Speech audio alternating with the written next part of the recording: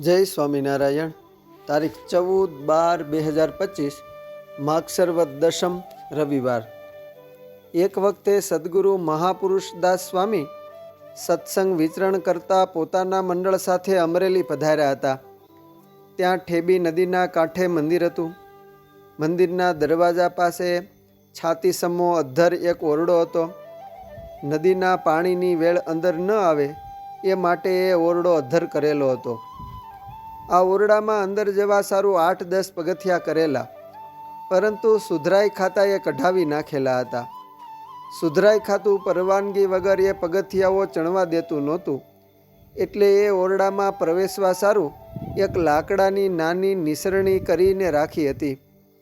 સ્વામીએ આ ઓરડામાં જતા ગામ મોટા ગોખરવાળાના ઠાકર ભગવાનજી અને નાના ગોખરવાળાવાળા વેલા પટેલને પૂછ્યું કે આ ઓરડાને પગથિયા કેમ કરાવતા નથી? ત્યારે તેઓ કહે કે પગથિયા સુધરાઈવાળાએ કઢાવી નાખ્યા છે અને સુબા સાહેબની રજા લઈને જ મેલવા એમ કહે છે। ઘણી અરજીઓ કરી, પરંતુ ગાયકવાડી ખાતું છે તે 1 વર્ષ થઈ ગયું, પરંતુ હજી પરવાનગી મળી નથી। સ્વામી કહે આજ અરજી લખીને આપી દઈએ। એમ કહી સ્વામી બપોરે ઠાકોર જમાડીને 2 વચનામૃત વાંચીને 2 સાધુઓને ભેળા લઈને સુબાની કચેરીએ ગયા।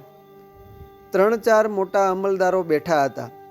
એને પૂછતા પૂછતા પોતે છેક સુબાની કચેરીમાં જઈને તેના થડમાં જઈને એક હાથમાં લાકડી ને બીજા હાથને કઠોળા ઉપર રાખીને પૂછ્યું કે તું સુબો છો? ત્યારે એ સાંભળીને એ કહે હા, હું સુબો છું। બોલો, તમારે શું કામ છે? એટલે સ્વામી એને કહે કે તને કોણે સુબાગરી આપી છે? સુબો હાથ જોડીને બોલ્યો કે એ તો બાપજી આપની કૃપાએ સુબાગીરી મળેલ છે। ત્યારે મહાપુરુષદાસ સ્વામી કહે કે તું અમારા મંદિરનું કામ કેમ કરતો નથી? મંદિરના પગથિયા સુધરાઈવાળા ચણવા દેતા નથી, માટે કાગળ લખી આપો કે હવે એ ચણતર કામને અટકાવે નહીં। એ સમયે સુબો જે કામ ચલાવતો હતો એને અટકાવી રાખીને પોતાના શિરસ્તદારને મોકલીને તુરત જ કાગળ રજા ચિઠ્ઠી લખી આપી અને પોતાનો સહી સિક્કો મારી આપ્યો। સ્વામીને એ પરવાનગીનો કાગળ હાથમાં દીધો ને પગે લાગ્યો। સ્વામી કચેરીમાંથી મંદિરે આવ્યા ને ભગવાન ઠક્કર અને વેલા પટેલને એ કાગળ દીધો। એ બેઉ તો ઘણાય આશ્ચર્યને પામ્યા। વેલો પટેલ બોલ્યા કે સ્વામી, આટલી થોડી વારમાં આ કેમ કરાવી લાવ્યા? સુબો મામલતદારને પૂછાવે, મામલતદાર સુધરાઈને પૂછે, પછી વળી સુધરાઈવાળો જાહેર જમીનની હરાજી કરે, પછી છેક સુબો પરવાનગી દે। આ તો તમે ચમત્કાર કરી લાવ્યા। આ સાંભળીને સ્વામી કહે કે જુઓ ભક્તો, આ સુબાને અમે જ સુબાગીરી દીધી છે। એ પૂર્વે દક્ષિણી બ્રાહ્મણ હતો ને ગણપતિની અતિ ભાવે કરીને ઉપાસના કરતો હતો ને પોતે તાપી નદીને કાંઠે રહેતો। ત્યાં અમે તીરથ કરવા ગયેલા ત્યારે એ સમયે અમને એણે ભાવે કરીને જમાડ્યા હતા।